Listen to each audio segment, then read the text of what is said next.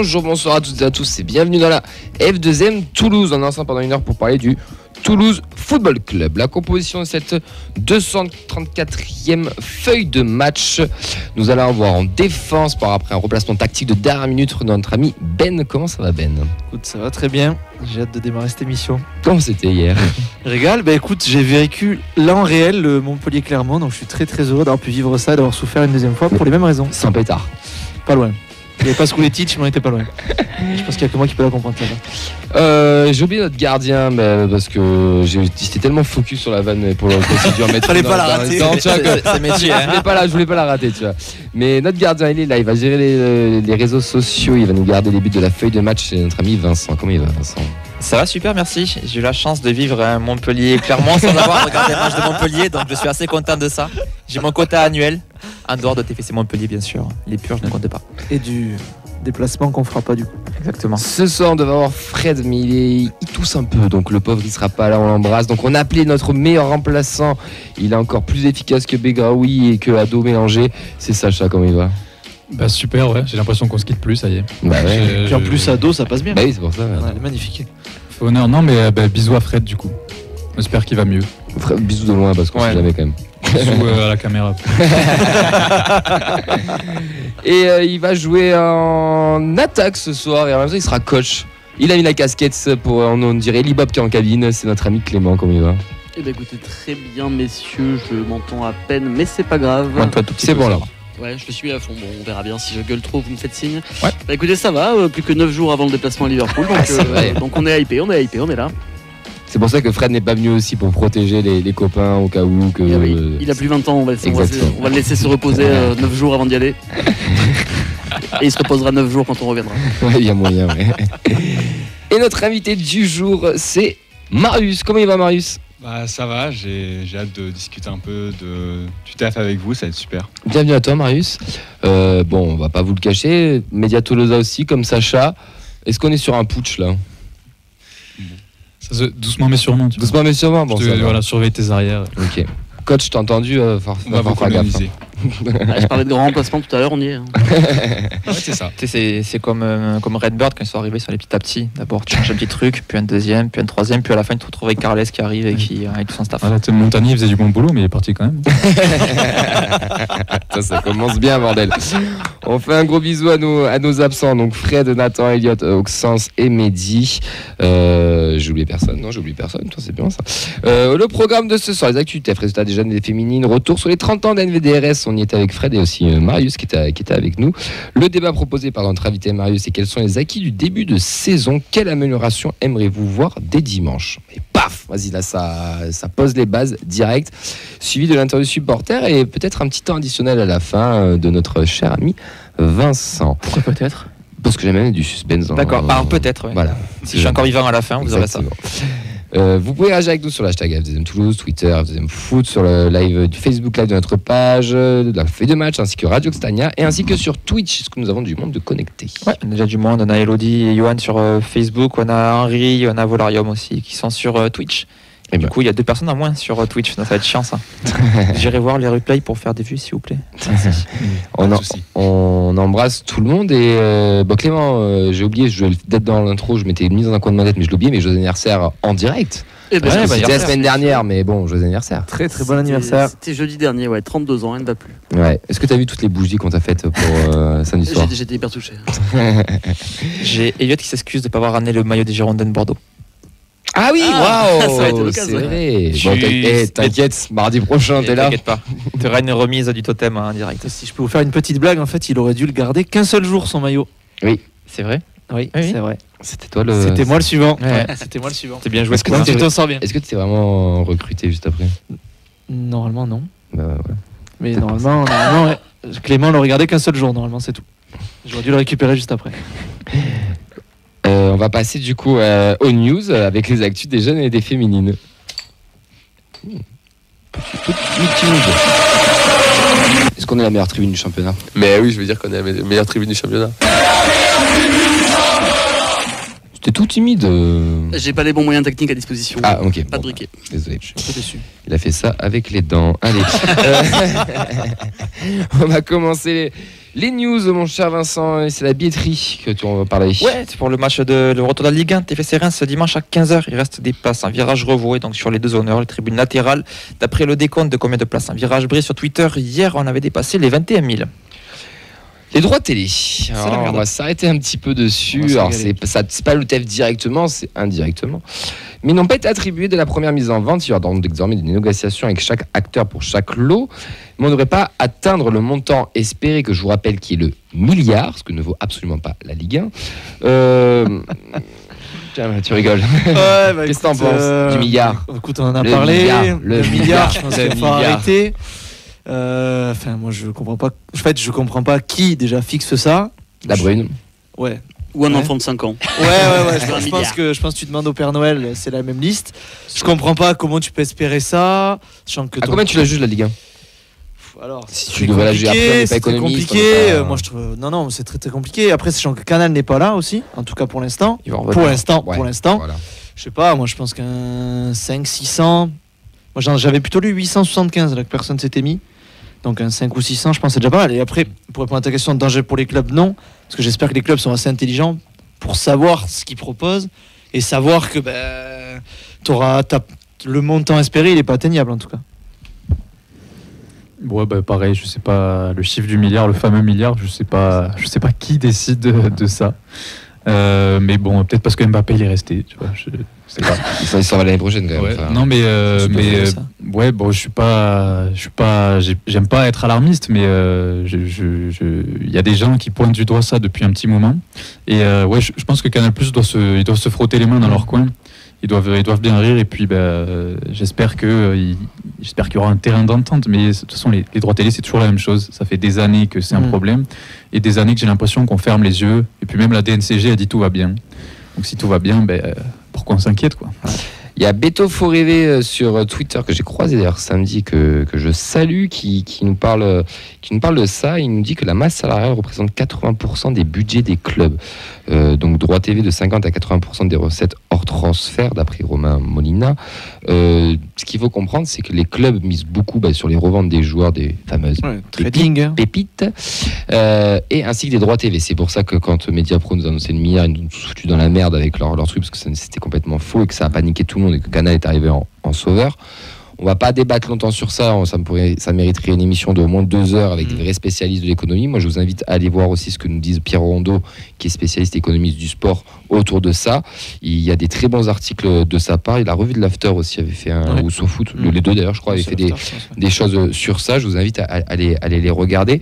Mais il va falloir arrêter de rêver, d'attendre que les droits TV. Je pense que nous, on est peut-être un des clubs en France, je m'avance peut-être un peu, où on est peut-être le plus stable et qu'on va pas tout miser sur ça. Tu peux pas tout miser sur ça, c'est trop incertain. Ils le font tous. Oui, mais là tu peux plus. Ils se foutent de la merde. Moi, si je peux parler en tant que de mon côté, Montpellier, on s'est bien fait niquer par Mediapro, où Nicolas a un peu trop cru et il le paye encore. Donc, moi, à mon avis, c'est plus le cas. Là, je pense qu'il sait que. Ils apprendront pas de leurs erreurs. C'est pas possible, tu peux pas gérer. Ouais, en effet, mais. Je sais pas. Ça me paraît fou. On y reviendra. En tout cas, on va suivre ça quand même de près. On vous tiendra au courant s'il y a du nouveau. Sinon, tout le monde se cotise. On essaie de le racheter. Oui, rendez-vous dans 10 ans à N3.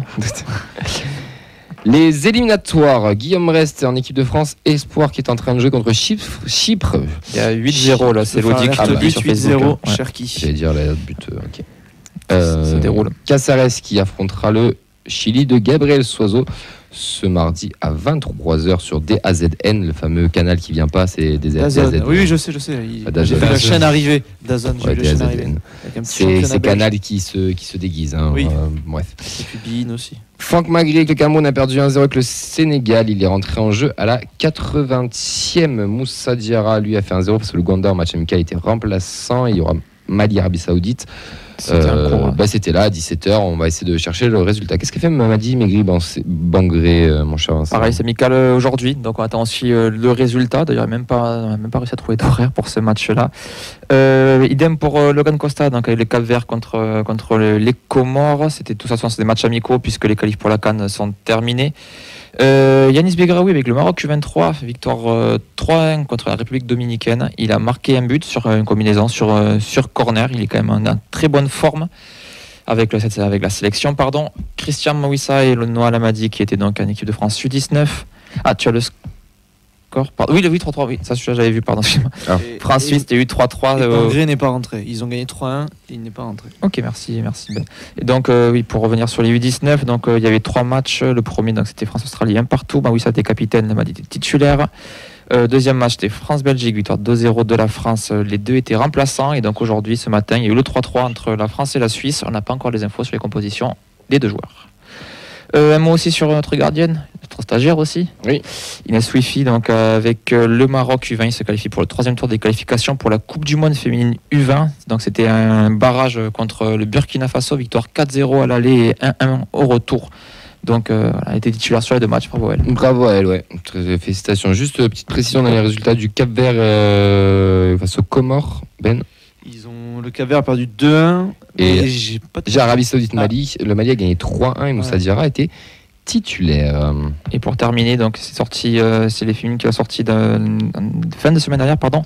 Célia Bouzman et Mira Ferreira Bento donc sont convoquées à une équipe de France des moins de 15 ans féminine. Et Moussa Diarra est passeur décisif. Merci pour l'information. Sur le 3e but. Et la dernière information quand même, on est obligé d'en parler sur les internationaux, c'est Saïd Amoulic qui a joué donc avec la Bosnie. On fait quand même un petit point sur les prêtés, c'est une tradition du mardi. Il est resté sur le banc lors de la victoire 2-0 de la Bosnie au Liechtenstein et il est rentré à la 66e lors de la défaite 5-0 à domicile contre le Portugal. La Bosnie ne peut plus se qualifier par les éliminatoires, il faudra espérer passer par les barrages de la Ligue des Nations. Du coup, il hésite à se naturaliser néerlandais. C'est fini là, il peut pas. C'est fini. Il a joué des matchs de qualif. Il aurait pu. La Préfo avec la Fabrique Violet qu'on remercie chaque semaine encore une fois. Les U14 ont battu 7 de Saint-Orens, les U15 ont battu 4-1 l'Olympique Corbière, Sud de Minervois. Les U16 ont perdu 1-0 à l'Union Saint-Jean. Ce week-end, les U13 et U14 partent à Carcassonne pour journée amicale contre Montpellier. Dimanche, les U15 ont invité Arsenal et la Real Sociedad pour des oppositions qui auront lieu en annexe 1 dans l'ordre TFC Real Sociedad, Arsenal Real Sociedad et TFC Arsenal. Attends, mais ils jouent dimanche à l'annexe 1. Non, ils doivent jouer le matin, non? Ils vont jouer le matin, oui, ils vont jouer le matin. Par rapport au match des pros l'après-midi. La N2. La N2, pas de match, c'était le 5e tour de Coupe de France. On pourra en faire un petit point quand même sur les qualifs qu'il y a eu dans la région toulousaine. Qualification donc de l'US Seyss-Frouzens, de l'AS Muret, de l'US Revel, de Toulouse Métropole en R1, de Blagnac et de Castanet en National 3 et le vainqueur du match entre Saint-Sulpice et l'AS Lavernoz, Lerme-Mozac en R3. Les U19 ont perdu 1-0 contre Montpellier. Le TEF est 9e avec seulement 2 points de plus que la Lanterne Rouge et déjà à 7 points du leader Rodez. C'est une surprise d'ailleurs, Rodez leader sur cette catégorie-là. Les 17, victoire 3-0 face à Cassano-le-Crest qui est dans la banlieue de Montpellier, donc on va dire que ça rattrape un peu. Mathéo Mach ouvre le score juste avant la mi-temps, Enzo Fati met le 2-0 le 72e et Thibaut Nègre marque le 3e but dans les dernières secondes. Le classement a été fait cet avant-dernier, mais se rapproche du maintien. C'est toujours très serré dans ce classement-là. Les féminines, la D3 a éclaté littéralement leur 4e cours de Coupe de France puisqu'elles ont gagné 11-0. Bon, après, je fais un peu le malin, c'était une équipe départementale en face. Il y avait une vraie différence de niveau. Ah oui. Oushkachi et Cordy en marquent 3, Marc Golissard met un doublé. Et Constant, et Jacob son score également. Les Toulousaines joueront le dernier tour de qualif régional contre Hoche, qui est quand même une R1, donc il faudra faire attention. Et comme nous l'a souligné le coach la semaine dernière, si elles vont loin en Coupe de France, elles vont peut-être sûrement enchaîner 16 week-ends. 15 matchs. Ça jusqu'à décembre, en gros, tous les week-ends des matchs. On vous l'a révélé vendredi, il n'y aura pas de doublon dimanche prochain, donc elles joueront samedi sur l'annexe face à Nîmes. Donc je vous encourage fortement à aller les voir. Ça leur fera du bien d'avoir du soutien de leurs supporters et supportrices. Qu'ont fait les 23 ? Les 23 ont perdu 2-1 contre la réserve de Montauban. Donc Montauban qui est en D2 pour situer le niveau des réserves. Les adversaires ouvrent le score dès la 9e. Lola Mérise égalise à la reprise de la seconde mi-temps. Mais les Toulousaines craqueront la 77e. Au classement, le TFC est 4e derrière un trio de tête qui a déjà 5 points d'avance. Donc avec les réserves de Montauban et de Montpellier. Et la SPTT Montpellier qui est leader. Ils nous font vraiment chier, c'est Montpellier. C'est atroce. De dos de faire un putsch. Rendez-nous la Midi-Pyrénées, merde. On est bien en Occitanie. Défaite 1-0 des U19 face à l'OM qui prend l'avantage pour la 2e place qualificative. Le TFC 4e à 3 points. L'OM justement à la fin.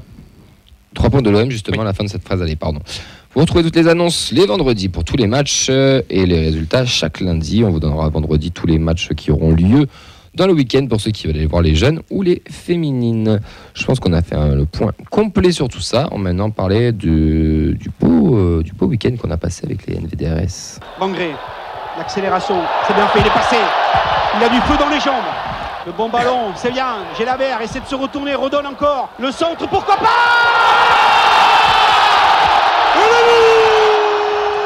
Allez, on va revenir sur le...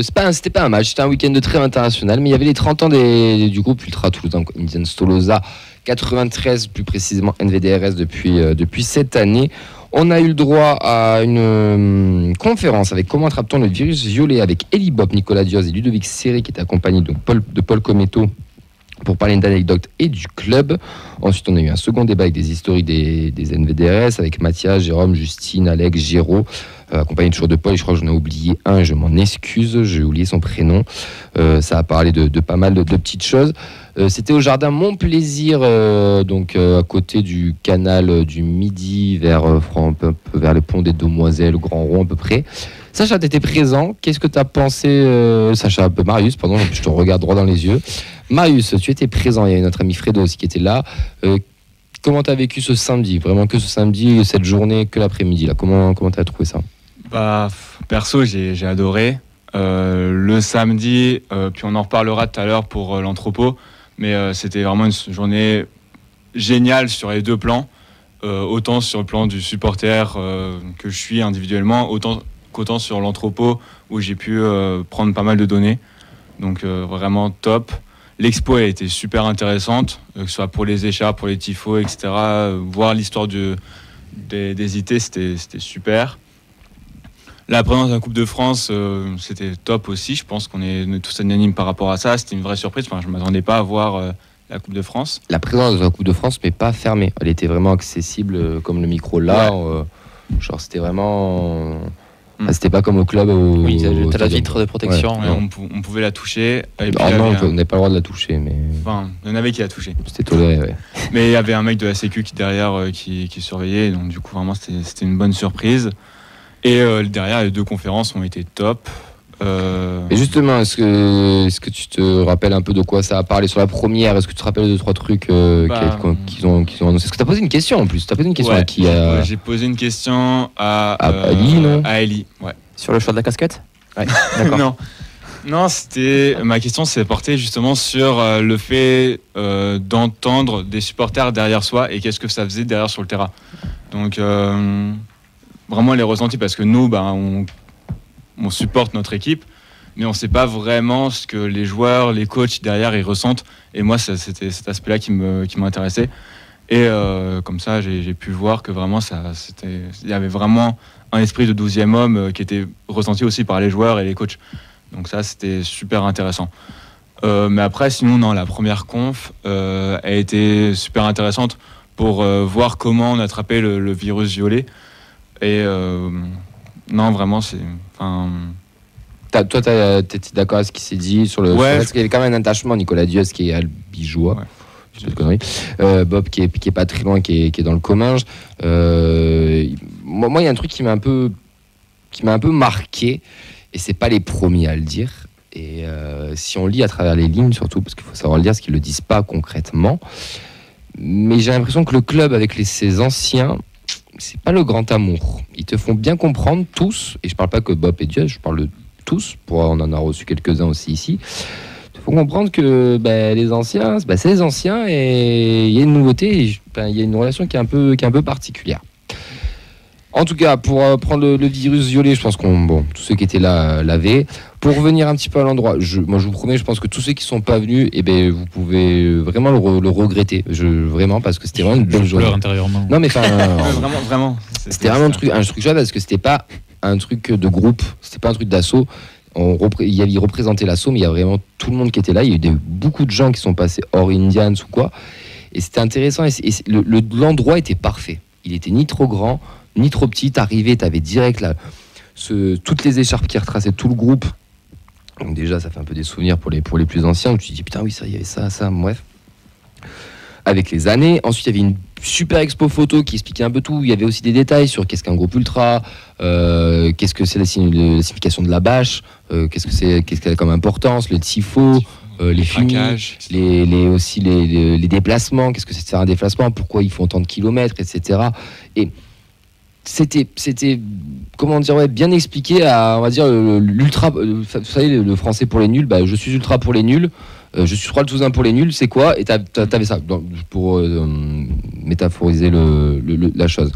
Mais l'expo déjà était très belle, et puis l'endroit, voilà, avec la petite conférence, la petite guinguette où on a pu manger aussi.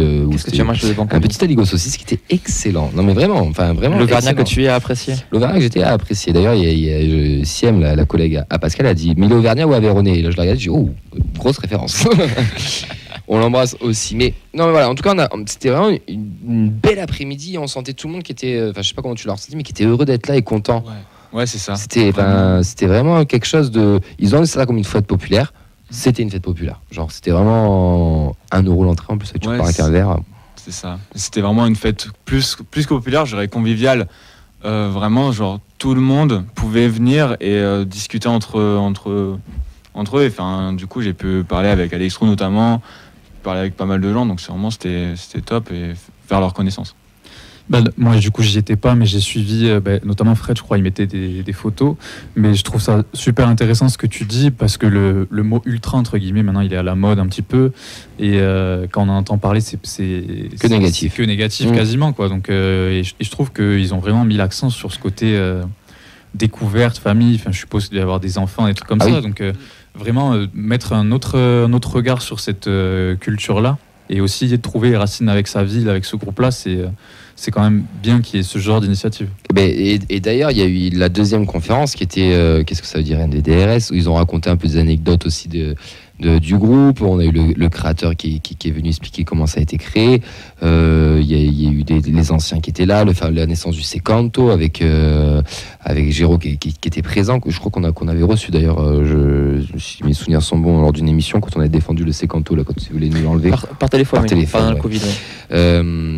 Donc tout ça, et c'était super intéressant parce que ils ont mis l'accent aussi sur l'esthétique du groupe, sur comment ça fonctionne. Ils ont parlé des Dark Years aussi, les fameuses années où c'était la merde. Ils ont même parlé de Jeff Soukas. Ça c'était quand même assez rigolo aussi. Il n'est pas venu en guest? Non, il n'est pas venu en guest. Mais il y avait surtout aussi ce côté de. Il y avait une fille aussi à la table, donc il y avait Justine qui est une ancienne et qui même ils ont mis l'accent sur ça en mode. Même les filles venez, il y a pas tout ça. Il y en a qui sont là et elles sont de plus en plus présentes aussi. D'ailleurs, c'est ce qui soulignait. Et ils ont bien insisté sur le fait que voilà, tout le monde peut venir. Il faut pas avoir peur. Au contraire, genre ils vont découvrir une vraie famille. Alors c'est pas juste des jolis mots, hein, pour ceux qui les connaissent un peu. Quand on fait des déplacements quoi, je suis pas sûr qu'il y en ait beaucoup qui nous disent du mal, on va dire, de chez nous. Ils sont pas tous parfaits, mais comme tout le monde malheureusement. Mais voilà, moi j'aimerais juste mettre l'accent sur ça, sur l'orga, parce que c'était vraiment une belle après-midi. Genre vraiment, enfin c'était, je sais pas comment l'expliquer et je trouve ça dommage que certains aient un peu dit non, ça m'intéresse pas parce que je pense qu'il fallait y être aussi. Puis bon, qu'est-ce qui s'est passé le soir, mon cher Marius? Un petit craquage, mais petit. Et le soir, il y a eu l'anniversaire qui a été fêté, donc le Pont Neuf, le Pont... j'ai oublié le nom. Saint-Pierre, merci. Les berges de Garonne qui ont été illuminées de je sais pas, il doit y avoir 400 torches, j'en sais rien, 300, 400 torches. D'après la police, d'après les manifestants? Je sais pas. La police 50, les manifestants 800. Tu fais la moyenne, c'est bon. Et ça, c'était stylé, avec un petit cortège jusqu'à la basilique. Et on sentait le plaisir des gens à être là, à célébrer tout ça. Et il y avait vraiment beaucoup de monde. Beaucoup de monde et beaucoup de bruit, beaucoup de fumée, c'était exceptionnel. Moi, ça fait pas si longtemps que ça. Même pas, ça fait 1 an que c'est ma 2e saison, quoi. Et je pense que d'après ce que j'ai vu sur les regards des autres personnes, ils ont jamais vu ça. Je sais pas toi ce que t'en penses. Ce qu'on a fait là, les 30 ans, non, ça n'a jamais été fait. Pas aussi grand. Il y a eu des craquages comme ça, mais pour des événements plus particuliers. Mais pour un anniversaire, d'avoir un truc aussi grand, non, ça n'a jamais... À Toulouse, je dis bien. Non, ça n'a pas été fait. Ou alors, je sais pas, peut-être que les plus anciens pour nous renseigner, mais c'était festif et puis c'était cool. Bon, c'était un peu les vigilances... on était en vigilance rouge en plus. Mais bon, ça, malheureusement, voilà, c'est pas de leur faute. Tes tops et tes flops de cette journée? C'était quoi Juste. Regarde pas l'affiche, donne-moi tes flops. Non mais attends, juste avant, peut-être remercier le noyau pour l'orga. J'allais venir, mais vas-y. Mais du coup, on top le noyau. Enfin, je pense qu'ils ont géré l'orga de A à Z d'une manière assez incroyable. C'est-à-dire que, moi, je suis arrivé à 16h et jusqu'à 2h du mat, jusqu'à la fin du craquage, place Saint-Pierre, je me suis pas fait chier. Vraiment, c'est passé aussi vite qu'un cours à la fac. Donc, franchement, c'était assez génial. Donc, merci au noyau. Je l'ai déjà dit tout à l'heure, mais merci aux guests aussi. Eli Bop, Nico aussi qui est venu. Ludovic Serré, Libération aussi. Ouais. Et le journaliste de Libé, c'était cool aussi. Enfin, vraiment, les trois ont fait une bonne intervention. Les anciens capots aussi, c'était génial. La Coupe de France. Enfin, moi, perso, sur cette journée, je retiens que du positif et j'ai pas de points négatifs. Et tu étais pas en tant que capot du virage d'Anu? Non, absolument pas. Laissez-moi tranquille avec ça, putain. C'est assez étonnant. Laissez-moi tranquille. Le seul flop, c'est qu'il manquait un petit peu d'aligot dans l'assiette. Mais ça, je pense qu'ils étaient victimes de leur succès ici. Donc, c'est juste pour trouver un flop. Ouais. Mais il était très bon. Mais il était vraiment très très bon. Gros merci à l'orga, à tout ce qu'ils font. Et on le sait qu'ils ont des valeurs. On l'a vu aussi déjà pendant le Covid, tout ce qu'ils avaient fait pour le personnel hospitalier. C'est un groupe qui a des valeurs, c'est un groupe qui a 30 ans, qui n'a pas toujours eu que des bons moments. Parce que là, c'est ce qu'ils ont expliqué. Bon, les anciens le savent, mais on va quand même vous le redire aussi pour ceux qui n'y étaient pas. C'est que ça n'a pas toujours été très facile. Il y a eu des saisons où même ils se demandaient s'ils allaient repartir l'année d'après. Il y a eu pendant des saisons aussi où c'était comme ça. Là, c'est beau, il y a tout un virage qui est plein, etc. Moi, je l'ai connu cette époque où tu n'étais que 50 ou 100 en virage. C'était pas toujours non plus foufou. Et là, il y a de l'engouement, il y a quelque chose de grand qui est en train de se faire. Tout le monde est derrière eux et voilà, et ça leur permet aussi de faire ce genre d'événements et ce genre de choses. Et c'est très très chouette. Et du coup, ça veut dire quoi, NVDRS? Eh bien, il fallait être là. C'est devient une private joke là. Non, ce qui est assez fascinant, c'est que par essence, ce genre de groupe, ce genre d'association est fait pour rester un noyau et entre elles et pas forcément s'ouvrir. Eux, ils vont vraiment au contre-pied de ça et ils s'ouvrent au plus grand nombre et essaient de... Il y a même une démarche pédagogique, j'ai envie de dire, pour faire comprendre au plus grand nombre quelles sont leurs valeurs, qu'est-ce qu'ils veulent faire. Et aujourd'hui, fédérer autant de monde, parce qu'au final, même si tout le virage brise n'est pas Indians, ou la plupart sont sympathisants et sont à l'affût de leurs événements et les soutiennent. Juste à voir tous les t-shirts qui ont été vendus pour la Coupe de France, par exemple. Donc ça dépasse ce noyau dur, ou ce noyau qui était d'une centaine de personnes il y a quelques années quand ils mangeaient leur pain noir. Et c'est assez fou de pouvoir tenir une orga, de tenir autant de monde. Puis même là sur ce week-end, je veux dire, ils n'ont rien à envier à des grands événements. Tu arrives à faire autant de variétés, autant de choses différentes. Puis en plus, le lendemain, il y avait aussi le concert. Donc il y a quand même énormément de choses. Ils sont partout et c'est en pleine saison. Il y a des matchs, il y a des déplacements, il y a des tifos. Le travail est colossal. C'était bien le concert au Rex?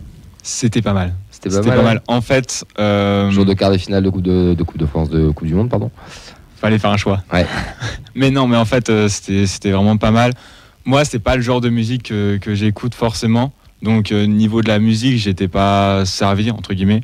Mais je voyais sur le regard de tous les autres membres qui étaient là au concert, qui prenaient leur pied à fond. Et finalement, j'étais entraîné dans le process. C'est-à-dire que voilà, j'étais pas à fond derrière la musique, je connaissais pas les paroles. Mais derrière, j'étais content d'être là parce que je les voyais danser et que je les voyais s'amuser. Et ça m'a fait très plaisir d'y aller. Il y a eu des indices sur ce que voulait dire NVDRS. Il y a aussi eu l'explication du match anniversaire. Pas l'explication, ils ont dévoilé le match anniversaire aussi. Ils vont le communiquer dans les réseaux, donc on va pas vous le communiquer ce soir, mais suivez bien. On sait ce qui se passera, quel match sera pour l'anniversaire des Indians, celui qu'il ne faudra absolument pas louper. Pour ce match, c'est une dinguerie. Ouais, et on va attendre qu'ils diffusent l'info. Tu peux le dire? Non. C'est Toulouse-Paris pour le Trophée des Champions? Exactement, Qatar. On va tous au Qatar. Surtout avec leurs valeurs, ça ne colle pas du tout. Si proche juste de suite. Moi, juste une petite précision, j'avoue que j'y étais, on aurait pu aussi faire couvrir en tant que feuille de match aussi. J'ai fait le choix de ne pas le faire. Tout simplement, on a fait le choix avec Fred de ne pas le faire, ou très peu, parce qu'on voulait juste profiter du moment. Et j'ai vu après des vidéos sur Twitter, sur machin, il y en a, c'est très bien, c'est très cool, mais je savais qu'ils ont pris pas mal de plans avec des drones, il y a des photos qui vont sortir.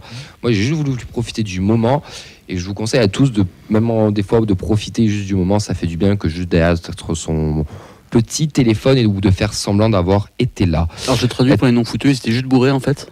Non, même pas. Alors demande à 20 minutes qu'on t'a pas attendu.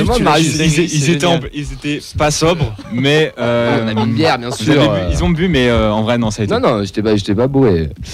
Mais non, mais voilà. Mais je préfère le dire parce qu'il y en a qui pourraient nous dire et pourquoi vous avez pas fait de truc. Moi, je ne voulais pas forcément de même par rapport à la conférence, quoi. Fallait être là. Voilà. Et moi, du coup, c'était pareil. Au début, je pensais faire un article sur Media Tolosa sur le samedi et le dimanche, et finalement, genre, j'étais tellement pris dedans que je me dis, après, tu peux le faire avec ce que tu as. Ouais, sur mes souvenirs, mais au fond, je me suis dit, bon, autant kiffer sur le moment présent plutôt que prendre des notes. C'est un choix. Allez, on va enchaîner parce qu'on est un petit peu à la bourre. Enfin, 1 minute, on a l'heure, putain, c'est fou ça. Et comme il y a que Marius et moi qui parlons, en fait, c'était un entretien entre Marius et moi. Et on embrasse Fredo qui voulait être là, qui était comme un gueudin aussi samedi. Et on a dit un enfant, hein, Fred. Du coup, toi, tous qui ont participé à la conférence, faites-vous tester quand même pour le Covid, on sait jamais. Non, abuse pas non plus. Abuse pas. Allez, on va partir sur l'interview supporter, le débat surtout de Marius.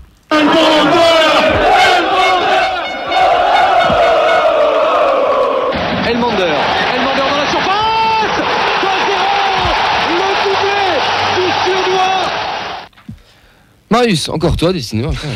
En fait, pourquoi vous êtes venu Je me pose la question, j'hésite à partir là. Moi c'est clair, les chips et les bières. Non mais toi on sait pourquoi t'es venu. De toute façon, on sait que t'as pas prévu de parler trop, qu'à la fin ça va être ton truc. Je passe ma voix, c'est exactement. Ouais. Je rigole si ça se fait pas cette fois-là. T'imagines? Ah, on a plus le temps, désolé. Après c'est du teasing, faut être là jusqu'à la fin. Est-ce que si jamais France Bleu ou d'autres radios me recrutaient, je suis disponible. Marius, quelle est la question que tu veux nous poser à nous, feuille de match Media Tolosa, ce soir? Du coup, ma question c'était quels sont les acquis du club en ce début de saison. Donc l'idée derrière cette question c'était davantage de parler de ce qui réussit plutôt que de parler de ce qui ne réussit pas. Et on est au moment où on a joué un quart de la saison, donc c'était l'idée de faire un petit bilan des 8 premières journées. Ben, tu regardes. Tu me fatigues.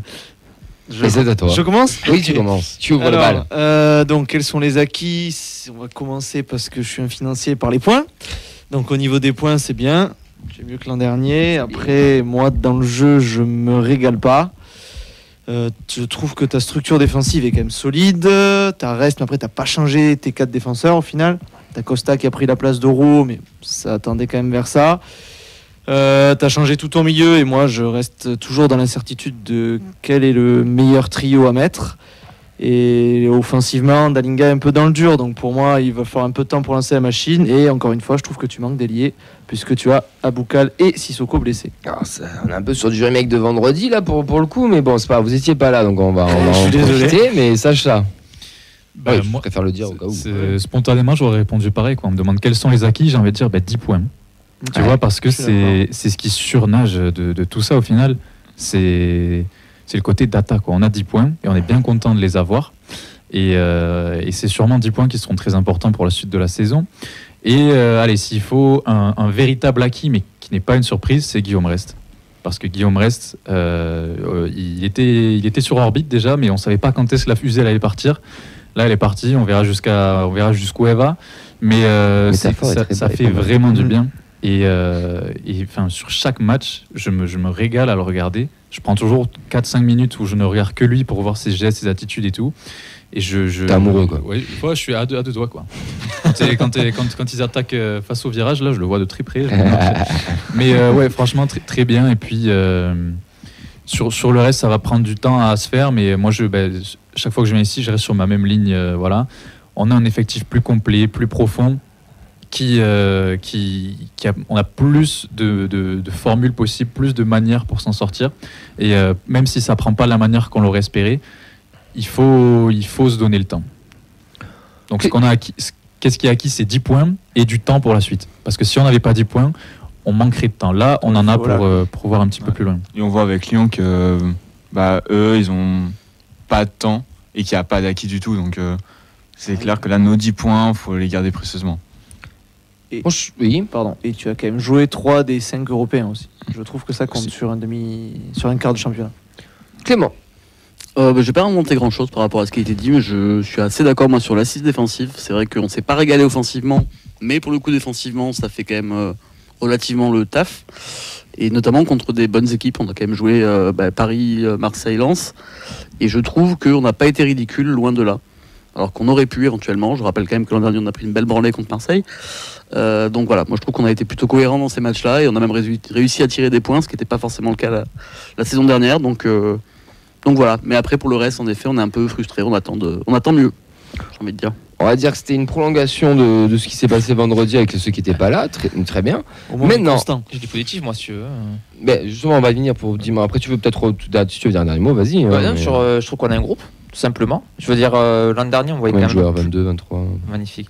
On avait. Tu veux ma chronique aussi? Non, c'est bon.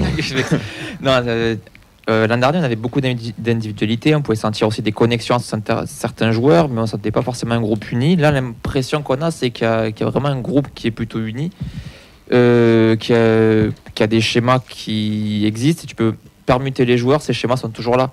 Donc il y a quand même un message qui est passé, il y a un groupe qui travaille ensemble et qui a l'air, c'est cliché ce que je veux dire, de bien vivre. Et c'est quand même important quand on voit beaucoup de clubs, comme tu citais Lyon, où ça marche pas et ça matche pas entre les joueurs déjà. Donc si les joueurs ça se passe mal, si avec le staff ça se passe mal, c'est déjà compliqué de pouvoir créer quelque chose. Et là je trouve que le collectif est là. Donc c'est déjà un sacré plus. Pour les améliorations, c'est le deuxième axe, c'est là où ça va devenir peut-être un peu plus c'était intéressant ce que vous avez dit, mais dans le sens où on va pas répéter ce qu'on a dit vendredi, pardon. Quelle amélioration aimeriez-vous voir dès dimanche? Je me rends vers toi, parce que c'est toi qui nous pose la question aussi. Toi, qu'est-ce que tu veux voir dimanche par rapport? Est-ce que déjà tu es d'accord avec tout ce qui a été dit? Et qu'est-ce que tu veux voir dimanche comme amélioration? Ouais, juste pour moi, ce que je suis satisfait aussi, c'est la profondeur au milieu de terrain. Je pense qu'année dernière on avait un trio qui se dégageait avec Spearings, Branco et Bibiche, et là cette année on a 6 de tête avec du coup, si je fais la liste, Spearings, Serrault, Caceres, Gelabert, Schmitt et Genreau, et je trouve que les combinaisons possibles elles sont quasiment illimitées. Donc on parlait en off tout à l'heure de faire un milieu Caceres, Schmitt, Serrault, c'est possible. Mais derrière, ça voudrait dire que Schmitt, derrière, qui est l'un de nos meilleurs joueurs en ce début de saison, tu le mets sur le banc. Ça peut apporter des choses, mais en même temps, ça te contraint pas mal au niveau de l'animation offensive. Donc en fait, moi, c'était plus sur le milieu où là, vraiment, j'ai des certitudes aussi sur notre qualité profonde sur le match. Donc certes, il n'y a aucun joueur qui a la qualité technique de Branco. Je pense qu'on est tous d'accord par rapport à ça. Oui, mais bon, une équipe, c'est pas un joueur. Non, mais c'est clair, mais ce que je veux dire, c'est. On a. Branco, on a kiffé, c'est bon, il y a 3 ans, c'était cool. Ouais, ça. On a eu Ben Yedder à une autre époque aussi, des joueurs fins comme ça. T'en as un tous les 10 ans, Manu Garcia, oui, je sais. T'en as un tous les 10 ans. Il y en a un qui reviendra. Oui, c'est ça. Donc, du coup. Il revient Sur l'aéroport. Et du coup, juste le dernier axe d'amélioration, c'est le retour en confiance de Dalinga. J'espère que ça viendra, et c'est déjà un peu reparti depuis le match face à l'USG où il a marqué le penalty. Le match d'après à Lens, il a fait une passe D. Le match d'après, qui est donc, alors si je réfléchis, Brest, il marque. Metz, il marque. Oui, ouais. Et du coup, derrière, à Linz, il fait l'appel décisif pour Soiseau. Donc il n'est pas décisif sur le terme des scores, mais il est là, il est sur les actions décisives. Donc du coup, j'espère que ça continuera et qu'il marquera davantage. Et je lui pardonne presque sa mauvaise entrée face à Brest. Ouais, pour Dalinga, je pense que je l'ai dit déjà, c'est un joueur de surface. En début de saison, comme le match contre Lens, tu joues à 50 mètres de tes buts. Pour lui, c'est pas un match facile, voire 75. Et je trouve que voilà, on voit, même contre Brest, même s'il rate, je trouve qu'il a retrouvé de la gestuelle et les bons appels. Tu sens qu'il l'a pas perdu, même s'il se rate, tu vois, même le but qu'il met contre Metz. Je sais pas, il a une qualité c'est un renard, une qualité en surface, il fait toujours un bon appel et je pense que ça va venir. Faut être patient avec lui. T'as l'air de jouer plus haut, ouais, t'as l'air d'avoir plus d'occasions, on va dire. Tu te crées un peu plus, je trouve. Donc il va avoir des occasions, il va réussir à planter des buts. Après, si tu continues à jouer comme contre Lens, il en mettra pas, quoi. Moi, il a besoin de. Pardon. Vas-y. Pour moi, il a besoin de temps, il a besoin de ballon et ça va scorer. Reims qui est censé être notre championnat, on va dire, sur le papier, même si c'est une très belle. C'est le haut de notre championnat. Ouais, je trouve aussi, ouais. Mais si tu suis la progression, c'est censé faire partie du truc. Qui est une très belle équipe, qui va pas être facile. Clément, toi dimanche, qu'est-ce que tu veux voir au stadium comme amélioration, comme chose positive que tu as déjà vu depuis le début de la saison? C'est-à-dire pas grand-chose. Moi j'aimerais bien qu'on ait de manière générale plus d'occasions, pas forcément plus de maîtrise dans le jeu, ça je m'en fous, mais qu'on ait plus d'occasions. J'ai l'impression qu'on s'en crée quand même pas 36 par match, même contre Metz, on marque 3 buts, mais on peut pas non plus en marquer 17, faut pas déconner. Contre Brest c'était un peu compliqué, notamment en seconde mi-temps. Moi j'aimerais bien qu'on soit capable de tuer des matchs, donc de mener 1-0 et de finir par mettre ce deuxième but qui nous fout dedans à chaque fois. Donc voilà, j'attends ça. Alors après, est-ce que Reims c'est la bonne équipe? Pour ça je suis pas certain. Mais voilà, moi j'aimerais bien voir c'est un vrai test quand même. Un jeu un petit peu plus offensif que ce qu'on a pu voir. Comme amélioration, alors moi j'aimerais bien voir plus des cadres se dessiner dans ce groupe-là, parce qu'on a dit une équipe c'est pas un joueur, mais j'en attendais quand même plus des joueurs qui connaissent déjà cet effectif et qui sont restés. En dehors de Nicolaisen, les Suazo, les Dessler, bon, on a Spearings qui est revenu, mais même si Hero pouvait avoir ce rôle-là, je dis pas être meilleur que les autres sur le terrain, parce que mais même ça va en dehors, quoi. J'aime ce que je vois par exemple de Diarra, sur ses performances, sur ce qu'il ramène dans ce groupe-là, sur sa puissance dans le vestiaire, et je m'attendais à voir ça chez d'autres joueurs aussi, qui soient plus des leaders, même si c'est pas technique, que ce soit des leaders physique ou dans l'intention, et d'avoir plus cette sensation que on a une équipe très jeune. La moyenne d'âge, je crois, c'est encore, on est parmi les plus hauts sur les championnats européens. Ouais. Et j'aimerais voir plus de certitude sur certains joueurs qui sont là et qui normalement ont cette expérience et cette connaissance de ce championnat, pour qu'on puisse se ranger derrière eux et continuer à réussir à prendre les points là où est-ce qu'on pourrait les perdre si on fait des erreurs bêtes. Tu penses à qui quand tu dis ça, par exemple? Moi, Suazo, plutôt. Suazo est très jeune, mais je pense qu'il pourra avoir ce rôle-là. Spearings, on sait que il sait faire, il sait temporiser, il sait mettre les coups quand il faut les mettre, etc.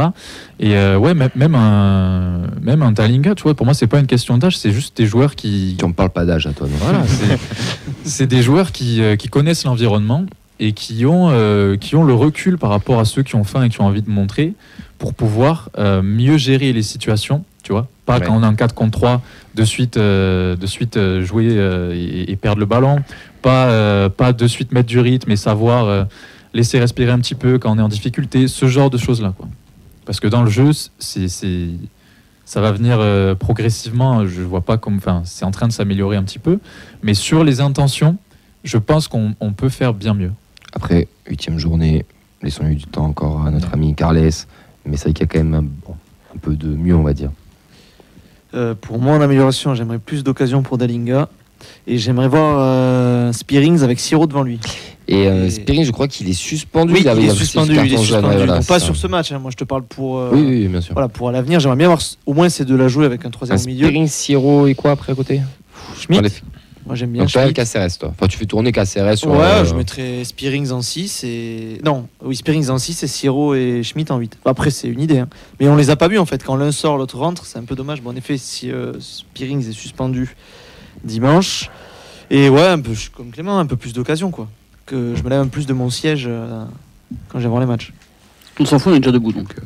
Pas moi, c'est pas moi, je te rappelle, pas moi. Joué, Clem. Est-ce qu'on a répondu à tes questions, cher Marius? Ouais, c'est bon. Ouais, c'est pas mal. C'est bon. Pas mal. Bon, Marius, t'es pas venu que pour nous poser des questions et faire des débats en parole de trêve et essayer de nous faire gratter 10 minutes de temps. T'es surtout venu parce que, et t'en as un petit peu parlé tout à l'heure, tu es étudiant en anthropologie. Waouh! Qu'est-ce que ça veut dire en quelques mots, l'anthropologie, pour ceux qui ne connaissent pas? Alors, moi, je vais peut-être frustrer les gens de ma promo, mais ça, pour les gens qui ne connaissent pas, c'est un peu comme de la sociologie. Donc, en fait, c'est l'étude des sociétés humaines. Et donc, je pense qu'on répondra à la question suivante. Ce sera qu'est-ce qu'une société? Donc, en gros, c'est la société humaine. Et qu'est-ce que je fous là, entre guillemets? Donc, en gros, moi, ce que j'aimerais bien étudier... Qu'est-ce que tu fous là, d'ailleurs en gros, moi, j'aimerais bien étudier, faire de l'anthropologie du sport et faire de l'anthropologie du supporterisme.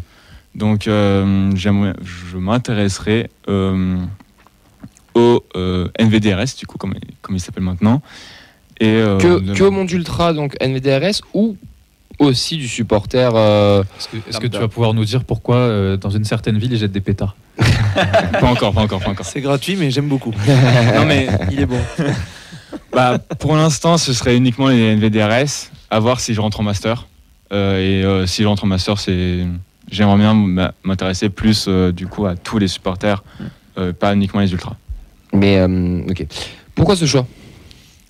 Pourquoi le supporterisme? En fait, l'année dernière, quand je suis arrivé au stadium pour la première fois, la semaine dernière, c'était pour Toulouse-Paris, le 31 août. Et j'ai été ébloui par l'ambiance que les Indians ont mis. Et je me suis dit, ah ouais, là, il y a un truc à faire. Et petit à petit, sur l'année scolaire, je me suis dit, ça me chauffe trop. Après, je suis allé au Stade de France voir la finale. Je dis, ah ouais, non, mais là c'est parti. On largue totalement l'ancien terrain, on s'en fout. On passe sur les Indians à fond. Et c'est ce que je vais faire du coup cette année. Et je suis très content et j'ai trop hâte de continuer. Comment on peut t'aider, nous, ici? Bon, déjà, on te faisant passer à la radio, ça, je pense que ça va contribuer un petit peu. Mais est-ce que si des gens veulent participer, ils peuvent te contacter? Comment ça se passe? Pour me contacter, c'est assez simple. Vous allez sur Twitter et X maintenant. Ouais. Et vous regardez du coup le dernier post de la feuille de match. Je suis identifié dans le post. Et attention, parce que celui qui nous écoute dans 4 mois, je l'ai mis aussi. Ah ok, voilà. Pas peur. Bon, c'est bon. Donc ils peuvent te DM sur. Ils me DM, pas de souci, ils me DM. Et puis là, j'ai déjà pas mal d'entretiens, de personnes qui sont chaudes. C'est quoi? C'est des entretiens que tu as fait? Ouais. Mais tu vas pas faire que des entretiens avec des NVDRS? Non. Donc vraiment là. Les supporters lambda peuvent aussi. Ouais. Comme ça m'avance sur le master. C'est pas mal. Et même, si vous avez des choses à dire que vous jugez intéressantes, même si vous êtes nouveau ou quoi, moi je prends absolument tous les profils. Tout le monde. Vraiment, moi je pense que le supporter expat c'est très intéressant aussi, parce que le mec il vit différemment. T'as Charles qui va appeler dans 3 secondes. Là. Ouais. Désolé Clément. En fait t'as le mec qui vit pour son club, mais pas dans sa ville, différemment. T'as ce côté-là que t'entends très souvent qui est très intéressant. Tu sens le cri de détresse du supporter employeur. Tu le sens là. Je suis loin. Je suis loin de la moisson. Non mais c'est vrai que j'ai pensé du coup au supporter expat et c'est chaud d'avoir un rapport direct avec. Mais oui, c'est normal. Nous on a des contacts. On peut te filer des contacts des expats. On en connaît quelques-uns. D'ailleurs les gars dans le chat, je veux un maximum de merci pour Camille qui m'a aidé pour mettre en contact un max de gens des Indians. Ça fait plaisir, c'est normal. Quel crack. Ça ne m'étonne pas. C'est pour ça que c'est le chef. Hein. Oh putain, ta gueule. Monsieur ferme-la, putain. Du coup, tu m'as perdu dans mes questions. J'avais une question super intéressante en plus là. Ça veut dire quoi par rapport non, mais ça, nous vous donnons rendez-vous samedi. Allez, paf. Quoi? Oui, j'ai vu, oui, mais après j'avais une autre question par rapport à son master. Par rapport au fait que oui, voilà, c'est ça. Comment les entretiens ça se passe? Est-ce que c'est anonyme? Est-ce qu'il faut dire son nom, pas son nom? Parce qu'il y en a qui peuvent peut-être avoir peur et pas comprendre. Combien de temps ça prend? Est-ce qu'il faut te voir? Est-ce qu'on peut te contacter par téléphone? Comment ça se passe? Ok, alors donc pour l'entretien, pour la question de l'anonymat ou non, moi je demande directement. C'est-à-dire que si pendant l'entretien, au début de l'entretien, je demande est-ce que tu ou vous, ça dépend si la personne veut se faire vous voyez ou non, veut être anonyme. C'est-à-dire que si elle veut être anonyme, il n'y a pas de souci. Oui, c'est possible. C'est possible. Si elle veut pas être anonyme. Du coup, l'entretien, c'est quoi? Alors l'entretien, ça parlera de toute la personne, de toute l'histoire, de la personne avec le TEF, de comment elle a attrapé le virus Viola, de comment elle vit son expérience avec le TFC, de la manière dont elle se définit elle-même avec le supporterisme. C'est-à-dire que est-ce que c'est un supporter qui va voir les matchs? Est-ce que c'est un supporter expat? Est-ce que c'est un supporter qui va uniquement au bar, qui reste chez lui parce qu'il n'aime pas l'ambiance des stades? Ça arrive, c'est normal. Pas au bar du coup parce que. Oui, au bar. Bref. Et ça dure combien de temps? Et ça dure autant de temps que les gens veulent. Donc c'est-à-dire que vraiment si l'entretien dure 1 heure, ça dure 1 heure. En face à face, par téléphone, en Zoom, je sais pas quoi. C'est quoi? Il y a une préférence ou pas forcément? La préférence, ce sera en face à face. Ouais. Rapport direct. Le Zoom et le téléphone, c'est tout à fait possible aussi. Mais le mieux, c'est face à face. Vous êtes supporter du TEF ou supporter du TFC, vous êtes une diaz cartée ou pas cartée, il faut le contacter, ça l'aidera. Et c'est des initiatives qui sont très chouettes. Pour avoir fait de la socio à l'époque, je m'étais intéressé au mouvement ultra. Il y avait très très peu de livres qui existaient, hormis les Sébastien Louis, etc. Donc il faut soutenir aussi ce genre d'initiative. Il y a eu des très bons retours d'ailleurs du noyau qui était très chaud. Ouais. Tout le monde peut participer, même toi, ça peut être intéressant. J'ai un regard bien extérieur. Ouais, mais bon, ça peut être intéressant aussi. Des expats, on t'en donnera. Des ex-lyonnais qui supportent le TEF comme Clément et Mehdi, on peut t'en donner aussi. Et on va te faire une mini-étude anthropologique, hein, parce que regarde, on va s'intéresser à toi et ton parcours autour du TFC. Quel âge as-tu, Marius? Du coup, j'ai 20 ans. Depuis combien de temps tu supportes le TEF? Du coup, c'est ma 2e saison. Depuis la montée.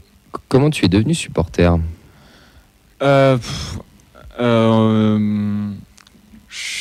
peu, j'ai attrapé le virus Viola en venant au stade et en répétissant l'expérience. Et là, d'ailleurs, je pense que c'est un choix malin du TEF d'avoir mis la tribune étudiante à côté du virage pour faire attraper un max de virus Viola dans le virage étudiant. D'avoir envie d'y aller et se dire tiens, moi aussi envie de chanter, bien sûr. C'est ça. C'était quoi ton premier match au stadium? TFC pareil. Ton meilleur souvenir et pourquoi? Mon meilleur souvenir, c'était, pour pas dire la Coupe de France, c'était, après normalement c'est la Coupe de France, c'était la remise du trophée lors de TFC Lens. La cérémonie à la fin du match. Ton pire souvenir? En 2 ans, tu dois pas en avoir beaucoup. Tu dois pas en avoir beaucoup, t'as de la chance. La bière au stadium est pas ouf. Non, en vrai, non, j'ai pas de mauvais souvenirs, vous avez raison. Mais tant mieux. Oui. J'avais amené mon frère pour TFC Strasbourg la saison dernière, où on menait 2-0 et on s'est fait remonter 2-2. Et il l'a ramené pour Clermont cette année, et du coup, il a dit plus jamais. Et ce match-là, c'était très chiant, il n'y avait pas d'occasion. Il y avait pénalty à la fin. Cata. Un joueur emblématique qui t'a fait rêver alors, sur 2 ans, du coup? Emblématique, moi après j'ai découvert le premier souvenir du TEF que j'ai, c'est la remontada face à Angers. Ah donc tu nous as menti sur la question de mais premier souvenir, bravo. non mais le premier souvenir. On l'a refait. Je dis pas si j'étais neutre, mais c'est le premier souvenir du TEF. Je me dis, oh là, ce serait con quand même, c'est une grande ville, Toulouse. Et c'est con qu'ils ont envie de descendre en Ligue 2. Voilà mon raisonnement à l'époque. Hein. Ouais, écoute, pourquoi pas. Mais du coup, premier souvenir. Un joueur emblématique qui t'a fait rêver. Emblématique, Dalinga. Et pour finir, si tu devais être un joueur du TFC, tu serais qui? Dalinga. écoute, tu te marier avec un joueur du TFC. Dalinga. Ah non, ça sera Guillaume Rest, ça. Ah, ça c'est pour Sacha, ça. Et ton fils s'appellera quand? Dalinga. Mais merci beaucoup, Marius. Donc n'hésitez pas, on vous a mis en commentaire son Twitter. Vous n'hésitez pas à le contacter, il vous fera des petits entretiens, il pourra nous faire une super étude d'anthropologie. Tu nous l'enverras quand elle sera finie. Bien sûr. Bon, trop bien. Je suis chaud de la lire. Oui. On va enchaîner avec un petit quiz de notre ami Clément. Et maintenant c'est le quiz de la feuille de match. Je l'ai pris au dépourvu. Il y avait marqué une autre rubrique sur mon truc, donc j'étais pas certain. Du coup, il y a un micro-quiz. Je dis micro-quiz parce que je l'ai fait cet après-midi entre 2 grattages de burnes parce que j'étais en vacances. Donc il y a quelques questions, mais il est pas dingue, mais voilà, ne jugez pas. On en a parlé tout à l'heure, on va pas compter les points, on s'en fout, on fait la bonne franquette comme d'habitude. On en a parlé tout à l'heure, du coup, petite question sur lui. Où joue désormais notre ex-pépite Manu Garcia? Il est pas en Grèce? Il est tout à fait en Grèce, si tu arrives à choper le club. Pagnonios. Non, c'est Aris. un peu plus... Aris, tu peux terminer le nom peut-être? C'est la Aris Salonique. Aris Salonique, absolument, en Grèce. Bien joué. Vrai père qui marche bien. Et la question bonus par rapport à lui, vrai ou faux? Il a au moins une sélection en équipe d'Espagne. Oui, mais en espoir. En équipe A. Oui, ils ont tout et n'importe qui. Sur un amical, il me semble que oui, non? Ils ont vraiment tout et n'importe qui. Il en a tout à fait une en 2021. Il jouait soit à Riron, soit à Alaves. J'ai pas réussi à avoir l'info. C'est la crise en Espagne. Ils ont des c'est un bon joueur, Manu. Puis l'Espagne, mais attends, international. Mais est-ce qu'il est rentré avec la sélection? Il a une sélection, il est forcément rentré. Je pense pas qu'il est Franck Churietième, ça. En cette période de trêve internationale également, je vous ai préparé quelques questions sur le TEF et l'équipe de France. Donc on va commencer très en douceur avec une hyper facile. Le joueur passé par le TFC le plus capé en équipe de France. Ben Yedder. Sissoko. Sissoko. Sissoko. Non, Stopira. Despirou. Non. Ah non, Rocheteau. J'ai un indice, mais si je vous le dévoile, c'est cramé. Attends, Barthez. Ah, mais oui, putain. Moi, Sissoko, ça paraissait évident parce qu'il fait tellement match sous des champs. Ça me fait rire parce que je me dis, un piège, ils vont tous marcher dedans. Ouais, bah t'as bien raison. T'as bien joué. Il me ressemble capillairement, putain, je sais pas. Genre, c'était mon indice, mais. C'est vrai. J'allais faire. T'aurais pu le dire au moins. Bah, si vous avez galéré un peu plus, j'aurais fait. Du coup, 87 sélections pour Fabien Barthez. Voilà, c'est au TEF entre 90 et 92. Sissoko, il doit pas être si loin que ça, non? Il est pas si loin que ça. Il en a une soixantaine, je crois. Ah oui, c'est pas mal. C'est déjà beaucoup. Le meilleur buteur du TFC en bleu. Gignac. Non, Stopira. Attends, Stopira est deuxième. Qui est passé par Toulouse. C'est Rocheteau. C'est absolument Dominique Rocheteau. Avec 15 buts et suivi par Stopira avec 11 et un peu après Gignac avec 7 ou 8 buts. Ben Yedder, il a quasiment pas marqué avec la Ben Yedder, il a pas beaucoup joué avec. Je suis pas sûr qu'il ait marqué un but, Ben Yedder. Beaucoup de sélections, mais il a marqué. Ouais, souvent il a marqué contre l'Andorre, je me rappelle. Ah, ouais, je pense que ça compte vraiment. Oui, c'est pas non plus, voilà, mais il a marqué. Les 4 derniers joueurs appelés en équipe de France alors qu'ils jouaient au TEF. Soko, Capou, Gignac. Et Ben Yedder. Et il en reste un. Il est un peu plus ancien, je vous ai mis les plus récents. Hein. Donc, Morera. Daniel Morera, absolument. Le mec Daniel Morera. Putain. Eh ben. Il y avait un creux là, mais merci Dominique. Bon, après, ça partait sur des joueurs des années 80 que seul Fred connaît, donc mais il est pas là. Je les ai épargnés. Sans Fred, c'est toujours compliqué. Je les aurais mis s'il avait été là, mais. On n'a pas de culture, dis-le de suite. C'est un peu ça. Merci. Je vais vous demander 3 joueurs qui sont nés à Toulouse, qui n'ont jamais joué pour le TFC, mais qui pourtant ont été. On l'a tous. Déjà, on l'a tous. Matuidi. Bien sûr. Blaise Matuidi, absolument 84 sélections, 9 buts. Il en reste 2.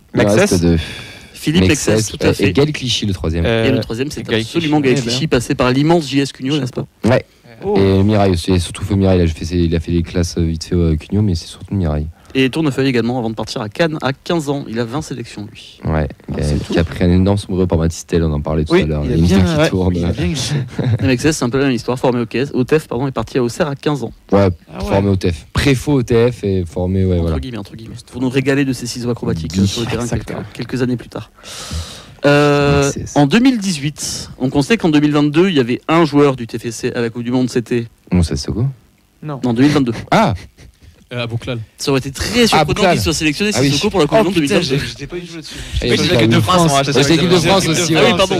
Là, ça a Bouclal, oui, pardon. Combien il y en avait en 2018? Là, c'est plus uniquement équipe de France. Combien il y en avait en 2018? Qui était actuellement au 4. Qui était passé par le TEF. Qui était au TEF au moment de la. Pardon. 2, moi je dirais. 0. 3. 3, ok. Ils sont trouvables. 2018. Non. Il n'y a pas de français. Il n'y a pas de français? Pas de français. Aguilar. Je dirais Aguilar, mais c'était plus. Non, il était pas déjà parti. Bresswaite, ouais. Ah oui. Ouais, Bresswaite. Non, Bresswaite, il est parti en 2018. Ah, putain. J'arrive pas. Mais Gradel? Ah oui. Ah non. Non. Sangaré? Non. C'est des Européens. Les 3. Spajic. Non. Ah putain. Elle est pas mal, ça là. Bien bossé. Européen genre top 5 ou européen genre le reste? Le reste. Ok. 2018. Ouais, mais putain, 2018. Ah maintenant, c'est une équipe qui nous a fait mal récemment. Ah putain. Moubanger. François Moubanger, absolument. Suisse. Avec la Suisse. Et j'en ai un qui a trouvé, je pense. Est-ce que sur Facebook, c'est Olivier qui nous dit Durmaz? Durmaz, absolument. Et Toivonen. C'était les 3. La méta Suède. Une petite question bonus sur Moubanger. Est-ce que vous savez où il joue maintenant? Non, mais on l'a croisé 2-3 fois au stadium et il s'est même fait soigner avec kiné et Coxence. Voilà. Ah ouais? Ouais. Ok. Il joue au FC Sion en Suisse. Ça va, il est retourné chez lui. On est vraiment à pire. Sion Toulouse, allez. Après des passages en Turquie, notamment. Ouais. Pour les cheveux? Je crois pas qu'il avait ce problème-là. Je suis pas sûr. Je sais pas. Je sais pas. Vous avez devancé la question suivante. C'était donc la Coupe du Monde 2014. Il y avait 3 Toulousains à ce moment-là. Ben, du coup, il y avait. Aguilar. Il y avait Abel Aguilar, capitaine. Gradel. Avec la Colombie. Non, Gradel, Chopa. Sangaré. Chopa. 2014. Gignac. Chopa. Non. Gignac, c'est entre 2014. C'est pareil que tout à l'heure. C'est européen toujours ou... Pas européen, non. Mais c'est 2 qui viennent du même pays, les deux qu'on cherche là. Oh putain. Pas européen, t'as dit, pardon. Africain? Pareil, j'ai un indice, mais ça va être cramé direct. Africain ou pas? Africain, ouais. Abdenour? Non. Ah non. Africain, il n'y en a pas beaucoup de toute façon. Amateur de chicha et de réseaux sociaux. Serge Aurier. Et le deuxième, du coup, avec Il joue en Côte d'Ivoire, du coup. Gradel, Sangaré, Ivoirien. Non. Et quel poste? Milieu de terrain.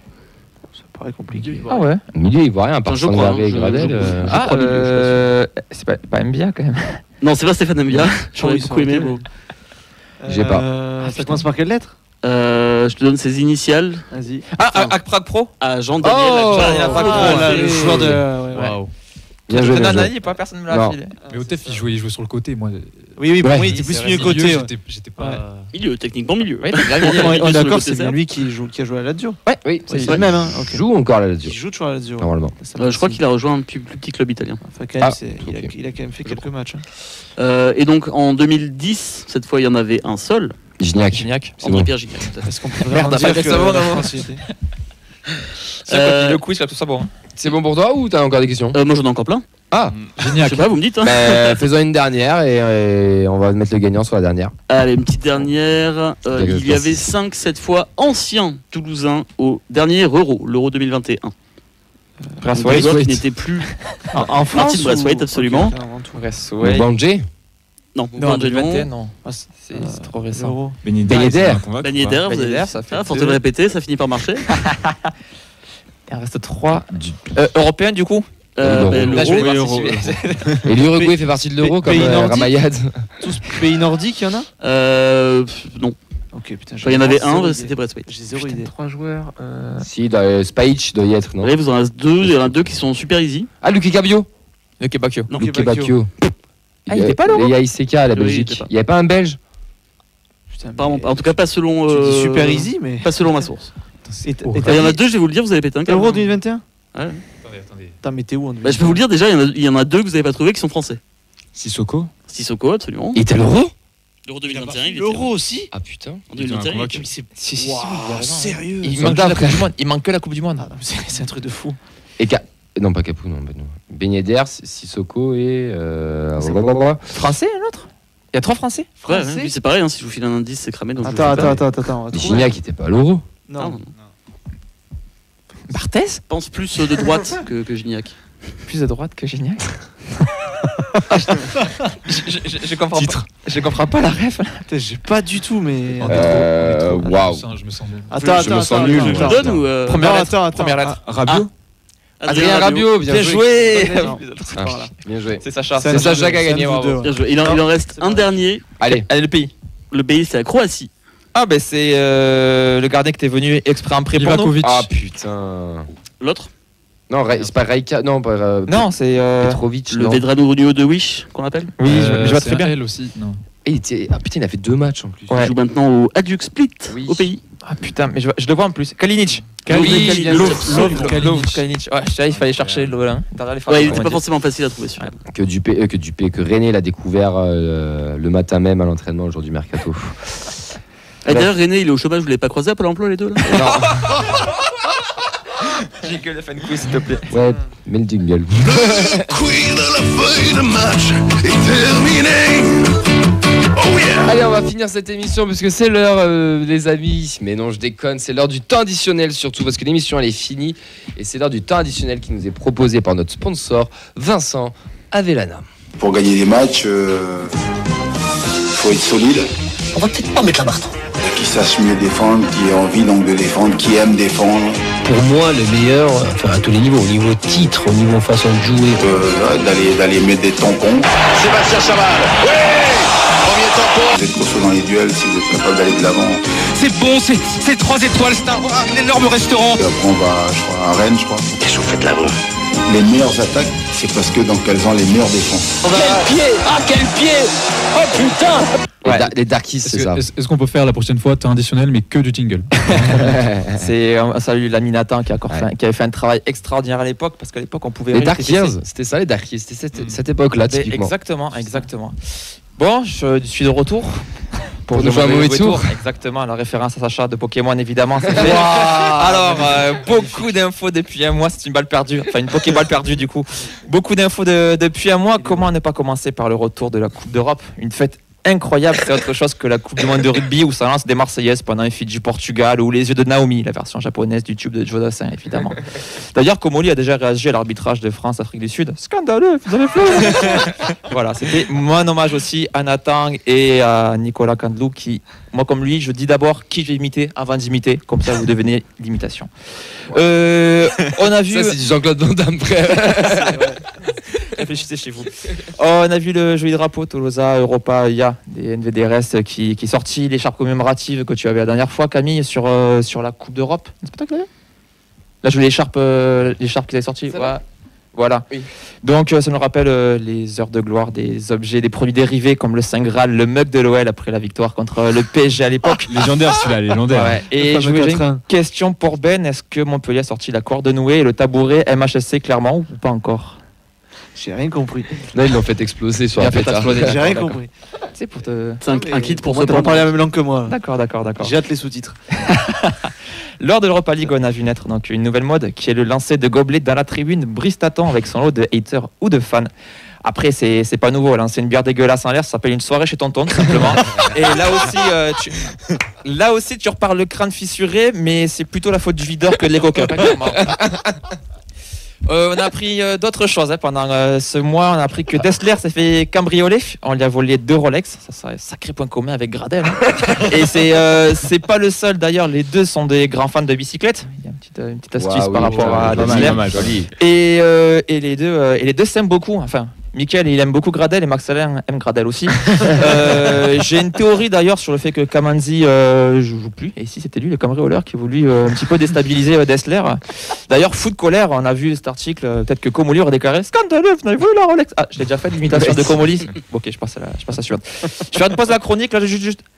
Abonnez-vous à notre chaîne où Harry Bagé revient coacher le TFC. Voilà, c'est important, c'est comme les chaînes qu'il y avait à l'époque, c'était vrai. Abonnez-vous. Une des infos du mois, c'est la blessure de Zakaria Bouklal. Comme par hasard, pile 7 mois et 26 jours avant la journée mondiale contre l'homophobie. Je dis ça, je dis rien. La nouvelle a quand même été sacrément dure à encaisser par le club. Le staff d'ailleurs s'en est pris au médecin qui a annoncé la blessure pour toute la saison, qui ne reviendra pas. On a une retranscription audio à la traductrice, vu qu'ils ne parlent pas tous français. Clément, tu peux nous envoyer ça ? Et vos mères, bande de fils de je vais vous crever, bande de je vais retrouver vos familles, je vais tous vous égorger, je connais du monde, je vais te fumer toi et ta famille, je vais vous... Ah ouais. T'as le scoop.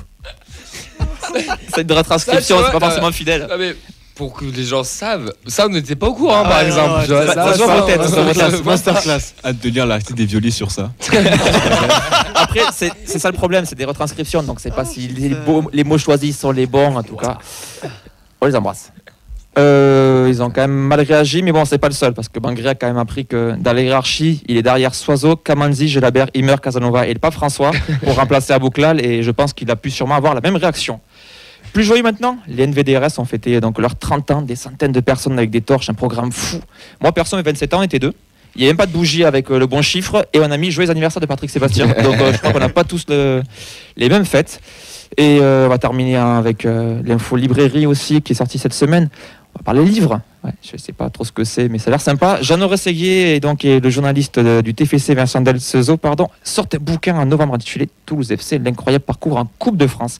Il rappelle bien sûr l'autre grande historique du TFC des années 2000. Écrit par Jean-Luc Reichmann et Christian Jean-Pierre, intitulé Objectif entre moules, l'incroyable 13e place en 2017, préface d'Ali Rachedi avec le fameux jeu concours, gagne une place de titulaire en D1 serbe, puis signe 3 ans au TFC. Voilà. On se retrouve dans un mois. Et si cette chronique vous a déplu, n'hésitez pas à m'écrire. Je suis Camille Hermé, j'habite place de la mairie à Venerka. Ah, il est fort. Bien joué mon cher Vince, bien joué, bravo. Pas de jingle de fin, désolé. Il n'y a pas de jingle de fin, du coup c'est des axes d'amélioration, il va falloir un jingle de fin, donc n'hésitez pas à lui proposer un jingle de fin à Vincent, ça pourrait être intéressant. Mais bientôt pour finir, il va falloir lui couper le micro. Le CSA s'en chargera bien avant. C'est tout à fait dans mes cordes. J'attends un signe du chef et c'est bon. Il n'y a pas de chef ici, putain. Tu peux envoyer le jingle, on va terminer cette émission. On va terminer cette émission, messieurs. Merci beaucoup Clément pour avoir été à la technique. Merci Ben. Merci beaucoup. Merci Sacha d'être venu au dernier moment parce que t'as un peu en renfort parce qu'on a eu notre malade imaginaire. Sur Super Sub. Exactement. Ouais, très bon Super Sub. Merci Vincent pour ta chronique et pour ta participation. Et merci Marius. Bah c'est super, merci les gars. C'était super. T'as kiffé? Ouais, grave. C'était ta première avec nous, peut-être pas la dernière. Mais apparemment, si vous faites un putsch, on va se méfier un peu. On va prendre le contrôle avec Milia Tolosa. Faut demander à Anto s'il est chaud. Mais est-ce que j'aurai ma chronique si vous avez l'émission? J'adore Milia Tolosa. Ouais, mais nous aussi on les aime bien. Ils sont là. Bien sûr qu'on les aime bien. Merci à toutes et à tous. N'hésitez pas à vous abonner, à laisser des commentaires sur les chaînes YouTube, à mettre des likes, à mettre des pouces, à venir sub aussi si ça vous chante. Nous on se retrouve dès vendredi avec la présentation de Reims TFC et on se retrouvera ensuite dimanche au Stadium. On fait de gros bisous et on vous dit à vendredi. Ciao. Allez, bonne soirée. Bonne soirée.